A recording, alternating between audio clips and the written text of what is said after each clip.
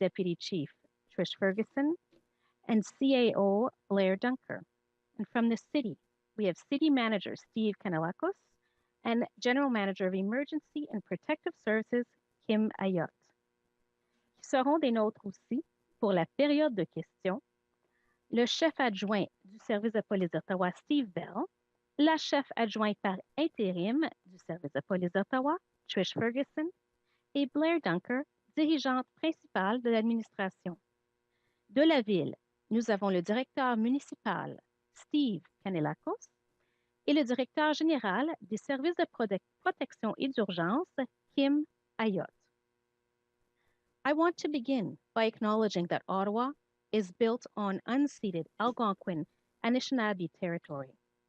The peoples of the Algonquin Anishinaabe Nation have lived on this territory for millennia. Their culture and presence have nurtured and continue to nurture this land. The City of Ottawa honors the peoples and the land of the Algonquin Anishinaabe Nation.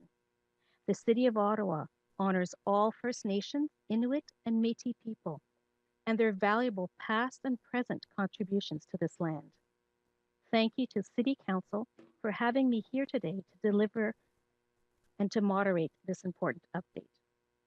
Je tiens à débuter par une reconnaissance du fait qu'Ottawa fut construite sur un territoire algonquin Anishinaabe qui a été non cédé. Les peuples de la nation algonquine Anishinaabe habitent ce territoire depuis des millénaires. Leur culture et leur présence ont nourri et continuent de nourrir cette région. La ville d'Ottawa rend hommage à tous les peuples et les terres de la nation algonquine Anishinaabe. La ville d'Ottawa honore tous les membres des Premières Nations, des Inuits et des Métis, ainsi que leur précieux apport passé et présent à ce pays. Je remercie le conseil municipal de m'avoir permis de modérer aujourd'hui. Today's briefing will commence with opening remarks from Mayor Jim Watson. La séance d'information débutera par une déclaration préliminaire du maire Jim Watson. Mayor Watson?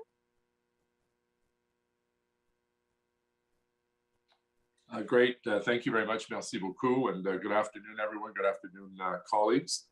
I want to welcome my council colleagues and members of the Ottawa Police Services Board to this information session on the demonstration.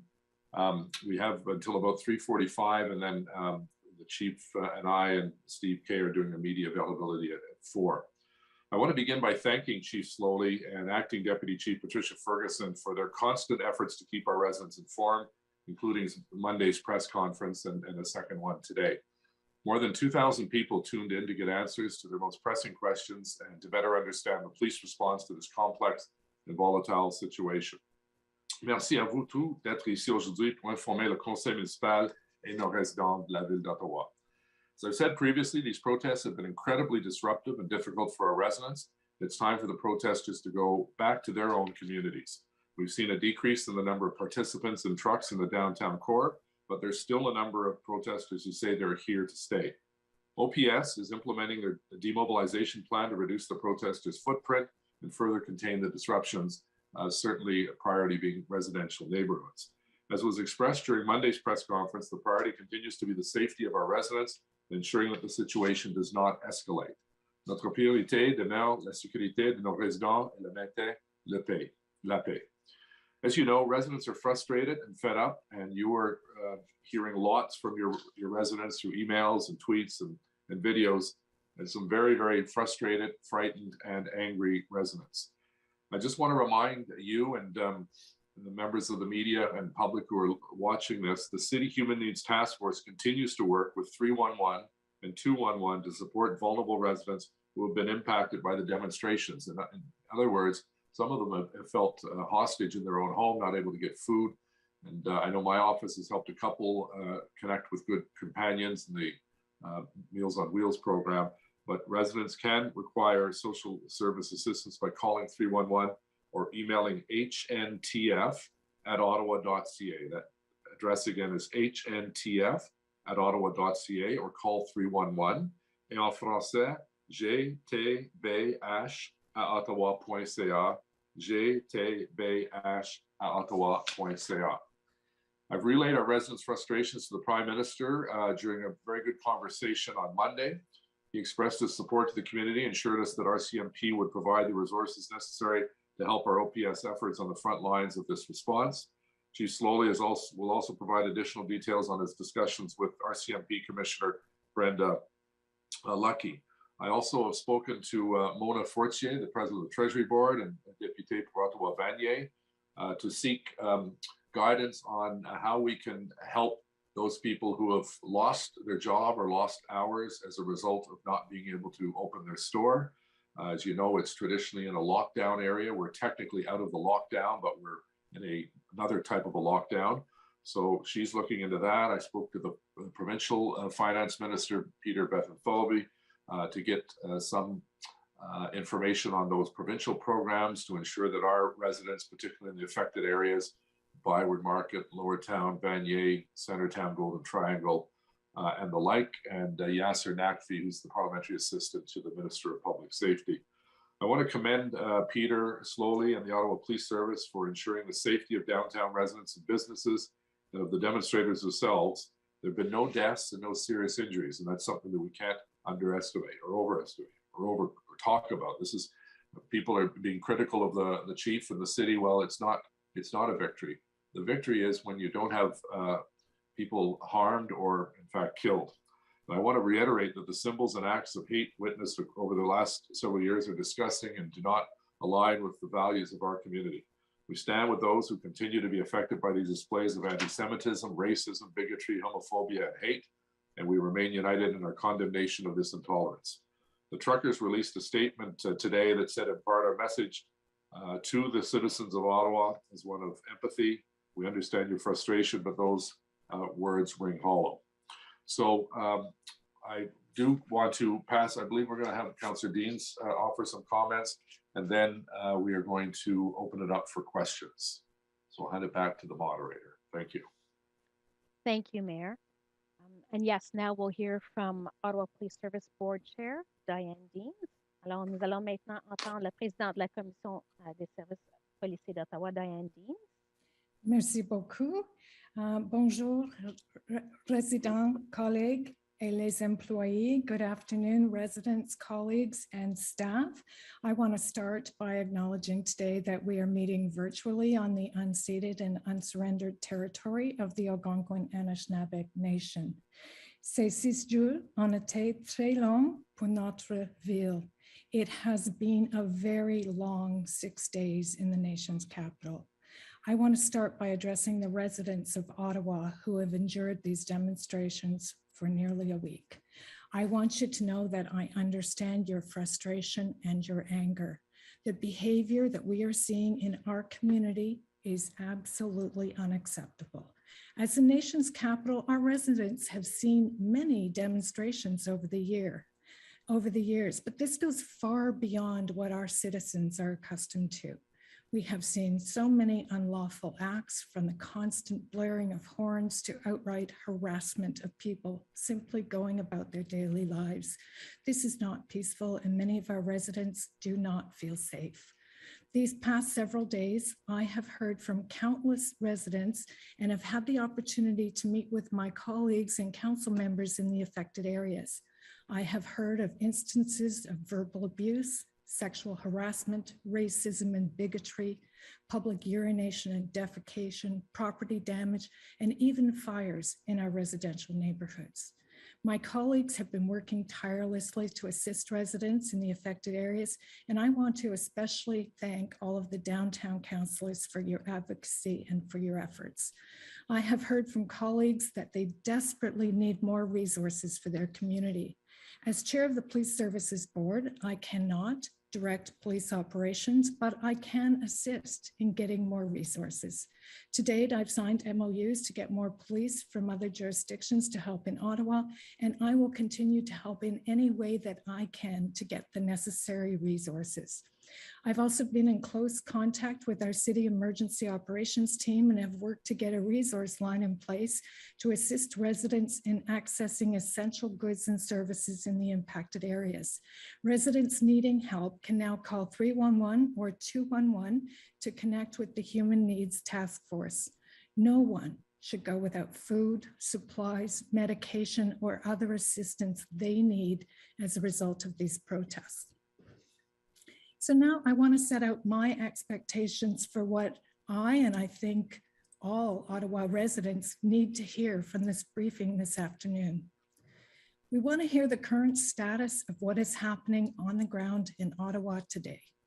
We want to know how many protesters remain in the capital and what the options are to restore calm. We want to hear that our laws and bylaws will once again be enforced by Ottawa Police and bylaw services. We want to hear that no more heavy vehicles will be allowed into the impacted areas. We want to know how Ottawa Police and city staff will better insulate our residential neighborhoods from the impacts of these demonstrations. I want to know what resources police and city staff need from council and the police board to help ensure the safety of our communities and the people living in them. I want to ask the mayor if he will pick up the phone and call GoFundMe in the States directly and demand that they cease and desist sending money to these unlawful protesters. And perhaps while he's at it, he could pick up the phone and ask the Prime Minister to do the same. We've had some conversations about perhaps suing GoFundMe, but legal action takes time, and this is urgent. We need to cut off the pipeline of funding to these people that are unlawfully mercenaries, if you will, that are unlawfully protesting and occupying our communities. I know, Mr. Mayor, that you have had a conversation with your federal counterparts about covering the city and police costs relating to this demonstration occupation. I also want to ask if you will seek a federal relief package for all workers and businesses and anyone else who has been financially impacted by these demonstrations.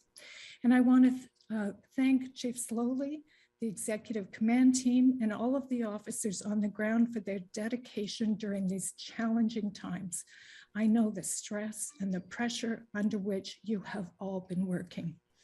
I also want to thank Steve Kanellakis, the senior leadership team, and all of the city staff for their work and efforts to manage this very difficult situation. And I want to assure Ottawa residents that I will continue to work hard to get the resources we need to return our city to the peaceful and welcoming home we all know it to be. Finally, I want to say that I am sorry for the living hell that you are enduring. We live in the nation's capital, home of our democracy. We expect protests and demonstrations, but we don't expect this. Merci beaucoup. Thank you very much, Miigwech. Thank you, Chair Dean.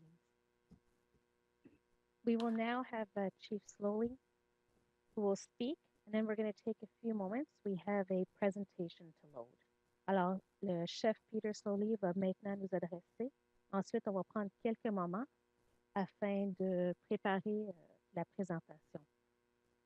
Chief Slowly. Thank you very much. Mayor Watson, Chair Gaines, members of the Police Services Board and Ottawa Council. Appreciate the opportunity here to provide information to you. And I welcome the opportunity along with my command team to provide the most up-to-date information on the status of the demonstration, our operational planning, the intelligence gathering, investigative efforts, people arrested, persons charged, plans to address substantially the public safety risks associated to the demonstration. I first, however, want to speak to the residents of Ottawa, especially those people who live or work or need to transit through the downtown core closest to where the major elements of the demonstration have been taking place over the last week. I spent the last week myself visiting the officers, talking to the residents, meeting with the business leaders. That includes, even today, a full session with the BIA in the market area of the city. This demonstration has been intolerable, unprecedented. The range of illegal, dangerous, and unacceptable activities is beyond the ability to list in the time that we have here today, and it has had an immeasurable impact on your lives, your families' lives, the business livelihood of the city. Residents have been the victims of intense noise, threatening behavior, hateful vitriol that has no place in our city or anywhere in our country. Businesses have had to close. They've lost employees. They've lost their livelihoods. In some cases, they've shuttered and closed. Our officers have been pushed to the limit. They've been injured.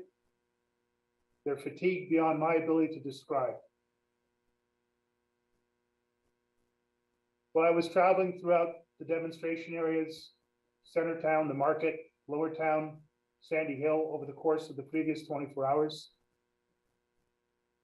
an elderly couple, both in wheelchairs, both of them significantly infirm, approached me. They thanked me for the work that the officers have been providing to them. They implored me to find ways to better serve and protect them. And they encouraged me to find a way to end this as safely as possible for everybody, recognizing the near impossible circumstances that we're facing in the city.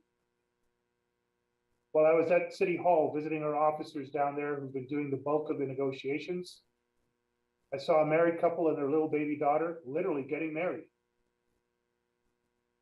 They came over and they asked me as chief, was it safe for them to go home after their marriage ceremony? Was it safe for their daughter? We spoke at length. They again thanked me and asked me to pass on those thanks to my officers and our partners. They again expressed that they knew how difficult, almost impossible it was for the circumstances that we and the residents and the businesses are facing.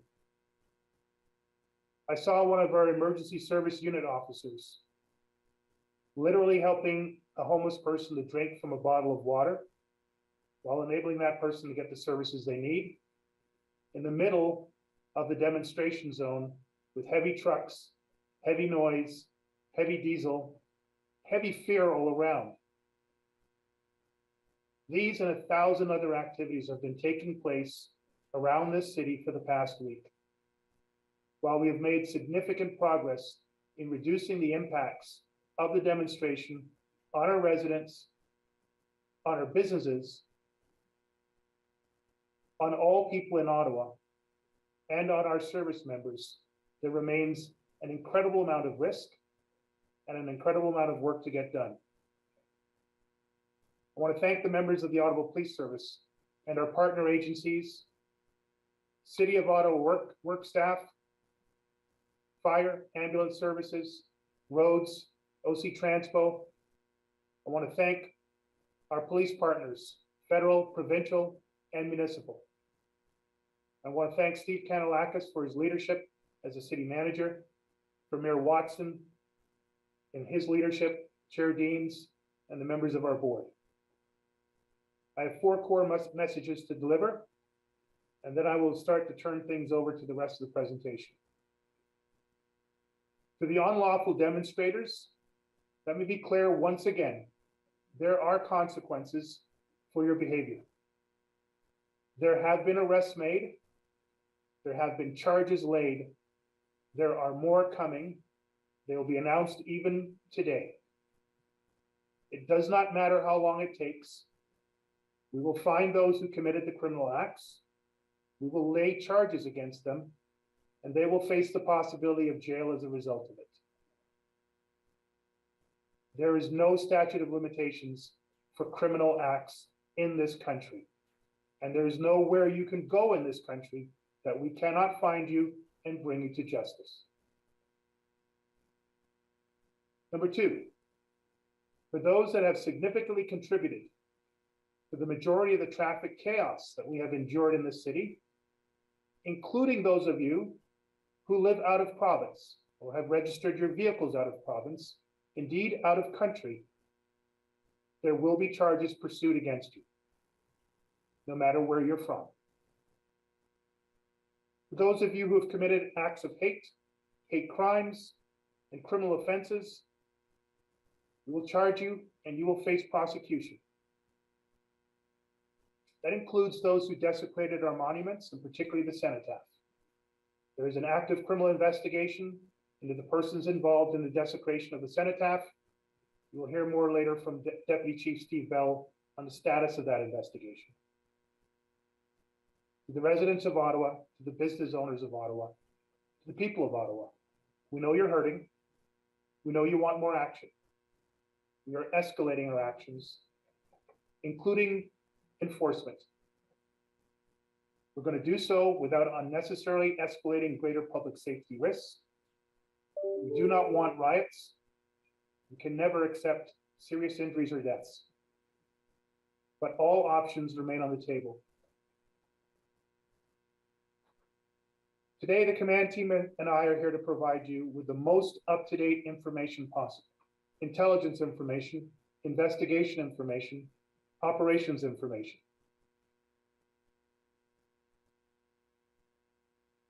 We're going to let you know as clearly as we can, with the appropriate context, the full nature of the threats, the risks, the unlawful conduct, the volatile elements that this disruptive demonstration has had and continues to have. As the chair and the mayor mentioned, this is a unique and unprecedented demonstration, one that is extremely well funded and one that comes with extensive public safety risks. This demonstration is local.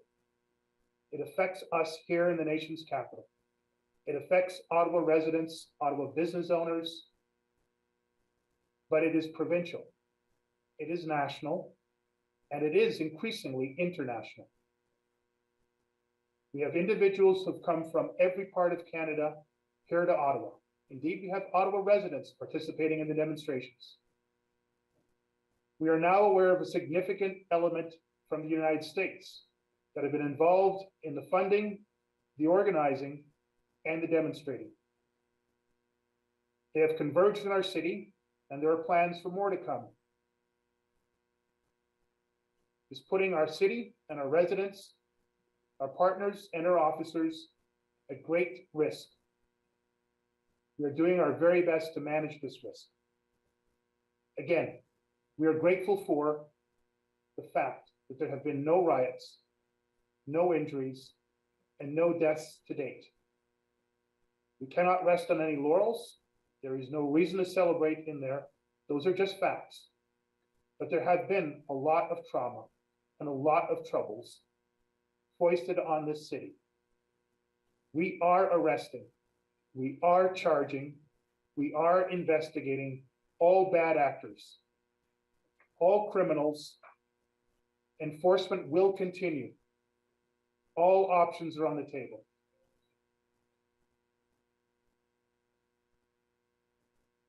This has truly become a whole of service, whole of community, whole of city, and increasingly whole of country effort.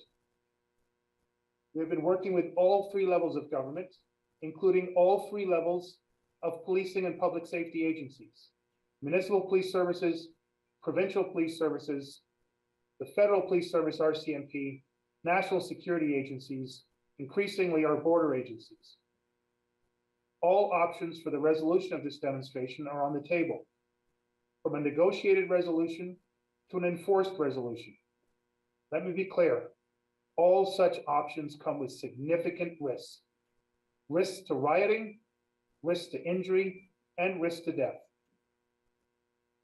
Not only are we deploying all available Ottawa police resources every day, but we have also requested and received additional officers and resources from the RCMP, the OPP, and many other municipal police agencies across Ontario. We have gathered together some of the top policing experts and public safety experts, including the top public order commanders in the province and federally, to explore and prepare a range of options to end this demonstration as safely and effectively as we possibly can. We are monitoring demonstrations that are taking place across this country, from British Columbia to Alberta to Quebec and beyond. I have been in contact within the last 24 hours with RCMP Commissioner Brenda Lucki, specifically in regards to the demonstration that is taking place in Alberta near the border, in a small town of 240 people. For those of you that have been following that particular demonstration, you can see that the very first attempt to enforce an end to that demonstration was unable to do so, created immediate public safety risks. It included vehicles being driven towards the officers, dangerous collisions resulting from that, and the immediate refilling of the spaces that were cleared in the initial efforts. All of which are elements that we're facing here. The scale and the complexity and the danger exponentially more so than that particular location. I truly hope for the safety of all police officers, first responders, residents in that town. They're faced with an extremely difficult and dangerous situation there. And we're hearing about similar demonstrations that are underway or planned to be underway in the very near future across this country.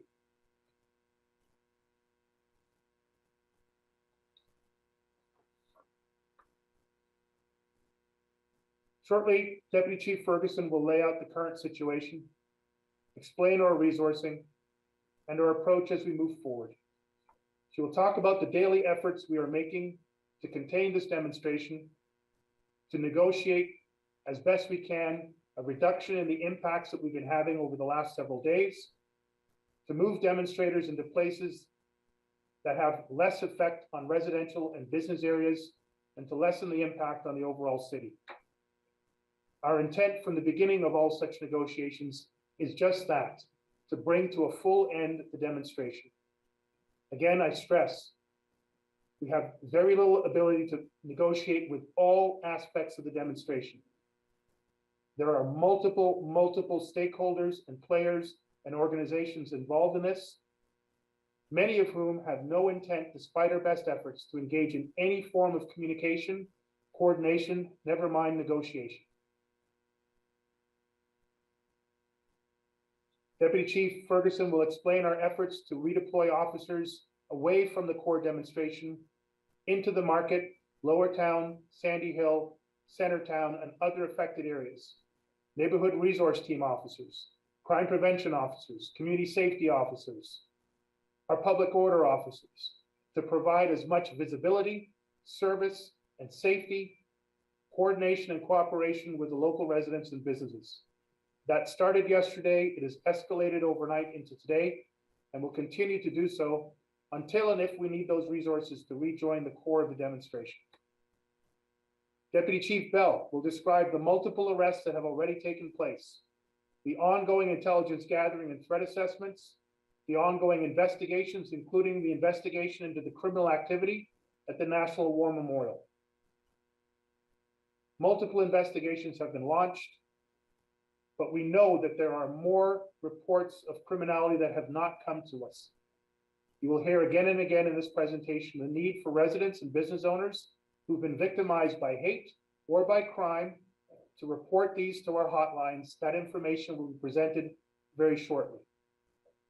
Our Chief Administration Officer, Blair Dunker, will lay out the financial impacts to date, the costs of these demonstrations on the police service. I cannot imagine the full costs on the lives of our residents, the business owners, and the overall city of Ottawa. I said this week, and I said last week, all options for resolution are on the table. We are continually looking at our options and developing scenarios to end this demonstration as safely as possible, while charging and holding those who committed crimes to account. The more this demonstration continues, the more the risk to public safety increases. Every option is on the table to resolve this demonstration. That said, there may not be a policing solution to this demonstration. I will now turn things over to Acting Deputy Chief Ferguson to provide a more in-depth overview of the current operations.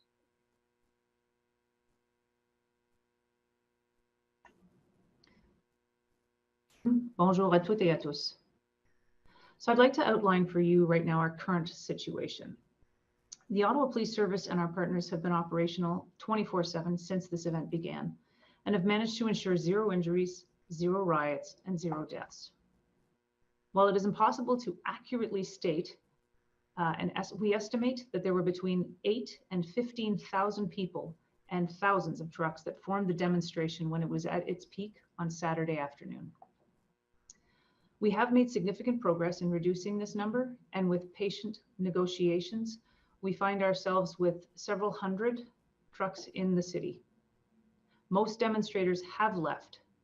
What remains is a highly determined and highly volatile group of unlawful individuals. Beyond the core footprint, residents and businesses remain severely impacted, and there are significant ongoing social and economic costs. The next slide will be a map, and you will see the outline here of the footprint. I will tell you that successful negotiations by our police liaison team has resulted in cooperation with some truck operators and has led to the reopening of some key roadways and bridges, most recently the Chaudière Bridge. That said, many roads in the downtown core remain obstructed or closed. Residents in the area will notice that the core footprint is being hardened with barricades, replacing some of the heavy trucks that were used on the weekend. This is in large part due to the upcoming weather forecast and the fact that this machinery will be required for other purposes. If you look at the map, you'll see the green areas represent areas, roadways that have been reopened since Saturday. The red areas represent where they're closed or have very limited access to them. And you'll see in the yellow marks areas where there's one-way traffic only. I want to stress that the results in opening up routes are due to dogged and patient negotiations with demonstration organizers and individual truck operators, and these are ongoing. I will now turn it over to DC Bell.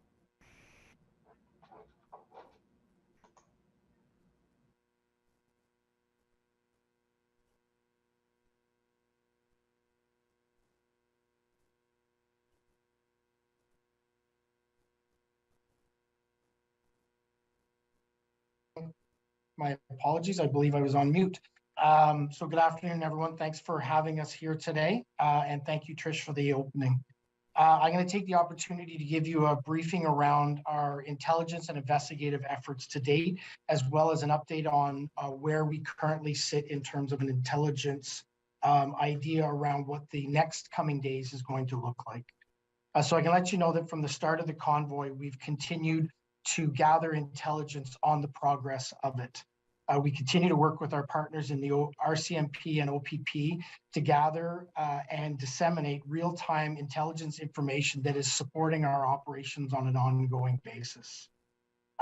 From this, we know that there remains many unlawful demonstrators that are highly determined and highly volatile within our city.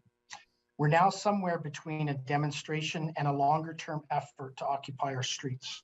What we're seeing currently is that on the weekends, past weekend, coming weekend, we're seeing an increase in demonstration-based activities. And during the week, we're seeing an attempt and effort to occupy our streets and clog congestion and movement. The intelligence that we're seeing currently is telling us that we will continue to see the convoy attempt to hold the footprint that they have. We expect to see increased vehicular traffic in the downtown core beginning on Saturday, increasing over the weekend, again anticipated to decrease come Monday. We're seeing several protesters again this weekend who intend to attend the area on foot, and our information that we're gathering indicates that we'll see large groups of people gathering in the parliamentary precinct who are both in support of the convoy efforts as well as opposed to them, and they will all be demonstrating within the same area downtown. We anticipate that these unlawful demonstrations of people on our streets will again occur right through the weekend. These demonstrations present a serious and ongoing risk to public safety that we continue to evaluate and manage on an ongoing basis. Many of the organizers and people present have stated a purpose to incite violence and spread hatred, and our officers are doing everything they can in their power to stop that from happening. Every enforcement effort that we are taking, and they are considerable, has to be weighed against the risk to incite violence. We will continue to gather, disseminate, and evaluate the intelligence to assist in our operational planning, and we will monitor it and continually provide updates on the picture that we're seeing. As we've said from the beginning, if we can go to the next slide, please. As we said from the beginning, any unlawful and illegal activity will not be tolerated in our city. We're leveraging all means that we have to gather information and intelligence to assess the ongoing risk and identify quickly criminal activity. Today, I can report to you that 3 men have been charged with criminal offenses to date, 1 with uttering threats, 1 with carrying a weapon to a public meeting, and 1 with mischief under $5,000. All of those charges have been processed and are before the courts. We continue to have 25 active investigations that we conduct investigations into, including the desecration of the War Memorial and the incidents at the Shepherds of Good Hope. We continue to receive dozens of pieces of information through the 2 hotlines that we've set up, and they continue to be investigated by our hate crimes unit. If there is a hate crime to report, please do report it to our hate crimes hotline. And if there is a criminal incident to report, please report it to our criminal hotline at extension 7300. I can't overemphasize the focus that we're placing on our criminal investigations. Our entire criminal investigations chain of command has been focused towards this effort. We continually and on an ongoing basis are conferring with our Crown attorneys who have provided amazing support to us to assist in culminating investigations and laying charges, and we will continue to do that work. We want to continue to utilize investigators and evidence gatherings teams to pursue charges against anyone who is committing an illegal act within our city. The intelligence networks that we've been utilizing also have given us strong insights into the reigning bad actors that we're continuing to deal with in our city. As I indicated, we can go to the next slide, please. As I indicated before, we've placed a focus on reporting over the last number of days. Ottawa Police Service is very fortunate to have some of the best investigators, including hate crimes investigators in the country. We know the impact that this is having and continues to have on our community. We want you to know that we are here for you to receive your reports, to protect your interests, and to look to prosecute anyone involved in criminal activity. We need people to report. You have 2 numbers here that are identified as numbers that you can call to expedite reporting. And if there's a crime in progress, you can call 911. It is exceptionally important that our residents who have witnessed or been a victim of any illegal activity, any illegal behavior, whether big or small, report it to the police. We've set up formal and informal channels in order to be able to receive this information, and we can't implore on our community enough. There is no incident too small to report to us. We have the teams, we have the investigators, and we have the people set up to conduct these investigations. We'll continue to push our message out around reporting and ask that anyone who knows of somebody who has experienced challenging or criminal activity during this protest to please encourage them to report it to the Ottawa Police Service. I'll now turn it over to Deputy Chief Ferguson to provide an overview of our enforcement efforts. Thank you, Steve. I'd like to start by acknowledging the immense cooperation and help that we've had from our law enforcement and intelligence partners. They've been generous with their time, expertise, and personnel. The crest depicted on this slide lets you know that Ottawa residents have support from across the province and indeed the country. Ottawa residents have endured nearly a week of disruptions and unlawful and sometimes downright despicable human behavior. They are rightfully fed up, and we hear you. We've been deploying hundreds of officers daily with significant contributions from our policing partners. We are now in what I would describe as a period of stabilization. We have adequate resourcing in place in the immediate area adjacent to Parliament Hill. And we have now freed up officers over the last 24 hours to deploy into impacted neighborhood areas. As of last night, our officers have begun stricter enforcement outside of the immediate demonstration vicinity. Officers and bylaw officers are now actively addressing traffic and noise violations, as well as any reported incidents in impacted neighborhoods. Our community officers have been involved in daily contact with BIAs and residents. And with information from a local councillor, 2 of them were made aware of a truck that was idling outside a childcare center on King Edward, and that truckers' actions were preventing the kids from being able to go outside. A conversation with our officers put an end to that behavior. There have literally been hundreds of those types of interactions that our officers have been engaging in over the last 6 days, and we intend to continue with this approach. It's a measured approach, and it's representative of the rapidly evolving and volatile situation. Heavier focus on addressing driving violations are now taking place in the downtown core, and our traffic officers who were tied up with the demonstration are now back addressing those issues. Next slide, please.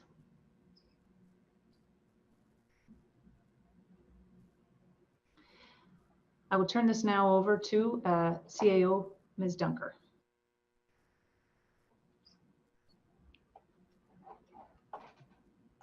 Hi. So we are tracking costs related to enforcement and the management of the ongoing demonstrations. Our costs are currently coming in at approximately $800,000 per day, and that's in direct costs, and those costs are growing as we record and tabulate them and receive invoices. This is in addition, obviously, to the many things that have been spoken about, the economic and the social impacts related to the unlawful demonstrations. So to date, we have well over 3 million in tabulated costs and growing. And to give you some context for that, the 7-year average for the Canada Day celebrations was approximately 620,000, and Canada 150 cost 1.44 million. So this event, the costs in not this event, but this demonstration are significant. And the OPS itself is already facing significant pressures this fiscal year, as many of us know. And we have no ability to manage these costs. So at some point, we will be turning to the federal and the municipal governments for support to offset these significant and growing costs.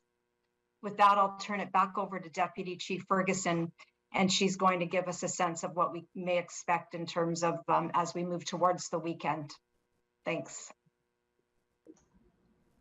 Thank you, Blair. So turning our mind to the weekend, we are anticipating additional demonstrators will be arriving in town. The numbers we have not yet got a full picture of. We will have the resources necessary to respond. And as Deputy Bell spoke of, investigators and evidence gathering teams will be in place to find and charge illegal behavior. We expect the weather may be difficult, but our goal is to keep everyone safe. And finally, I'd like to speak to some of the mis and disinformation currently out on social media. The police have not and will not provide material to support the demonstrators.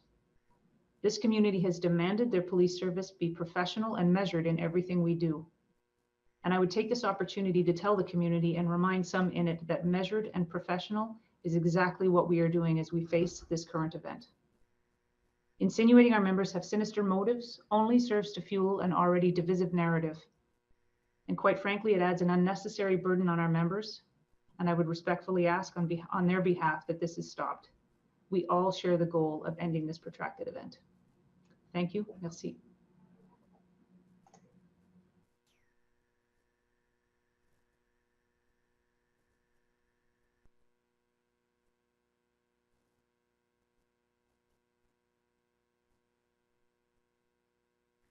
Thank you. We will now be going to the question period. La période de questions commencera.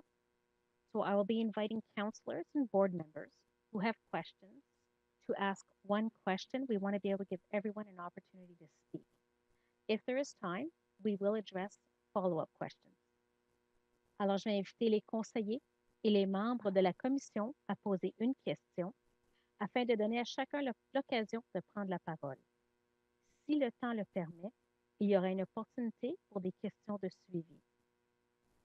We will start with a question from the mayor, and then we will invite councillors from Ward 1 to 23, beginning with Ward 1. Councillors will be able to turn on their camera when asking their question. Alors, j'inviterai d'abord le maire à poser une question. Ensuite, nous inviterons les conseillers des quartiers 1 à 23, en commençant avec le quartier 1. Les conseillers pourront ouvrir leur caméra lorsqu'ils posent une question, s'ils le désirent. So we begin. Mayor Watson, do you have a question? I'll pass to allow more time for my colleagues. Thank you. Okay, thank you, sir. So we'll start with Ward 1. Councillor Luloff, do you have a question? Avez-vous une question? Yes, and thank you very much. I appreciate the update. We're on day 6 of this occupation. People in the city are very angry, and I'm certain that if we do not see some real tangible changes in the approach being taken, that individual citizens, and I worry about this, will begin to take matters into their own hands. This is an even more dangerous situation than what we are seeing now. I'm hearing reports that there have been attempted break-ins, harassment, and assaults, and residents are reporting it, but these calls have allegedly been brushed off due to the force's inability to respond due to the ongoing occupation and lack of resources. People are having trouble sleeping. They do not feel safe in their own homes, which is the only refuge they have left in this pandemic. And understanding my background, I don't ask this question lightly. And I understand that we are living in a tinderbox here in the nation's capital. But what is the plan moving forward, and how long will this be allowed to go on before the gradual use of force is considered? Thank you.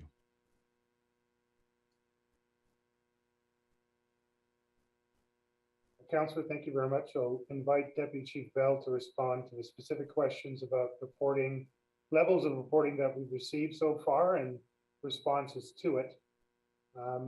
Let me first of all just remind the Mayor and Council and the board, we are not waiting to consider the use of enforcement. We have been enforcing. You just heard a briefing.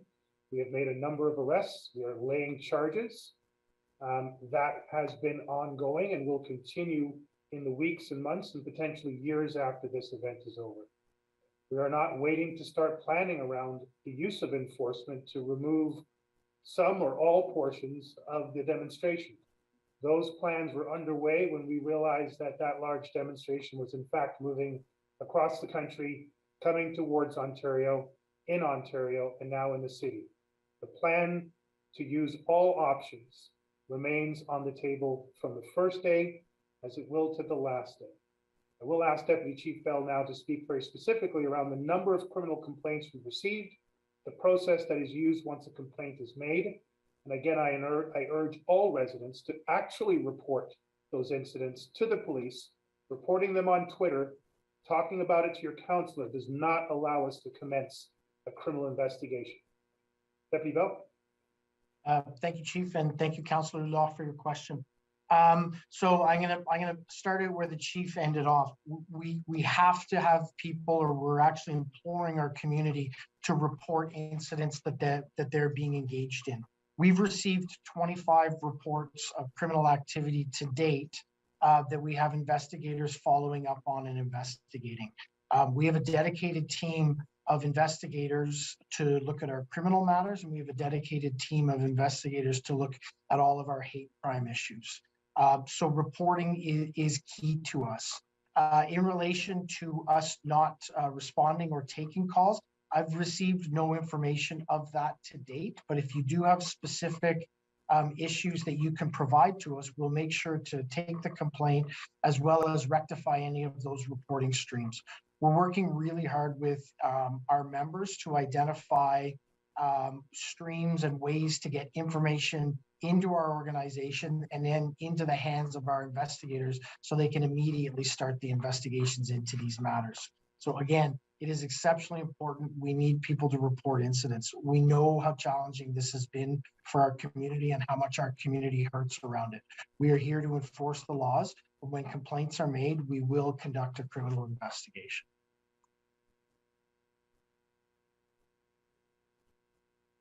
Thank you. We will now move to Ward 2. Councillor Dudas, do you have a question? Avez-vous une question?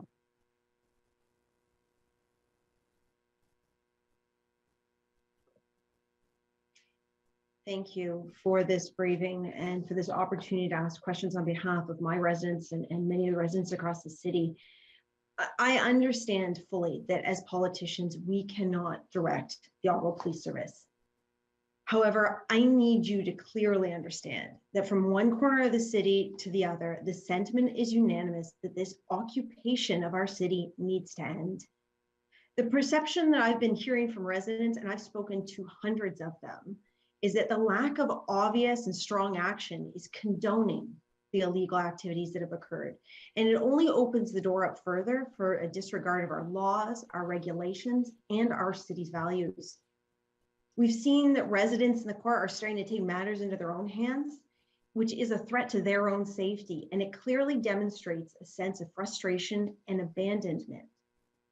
The damage that this occupation has done to our city, the massive impacts on downtown residents, the concerns that they have for their safety, and not to mention the financial implications on our downtown businesses, let alone our own city's coffers. It absolutely has to end. Chief, you said that all options are on the table. You mentioned that fully, but when can we as council, as residents, even as our police force, when can we expect to get our city back?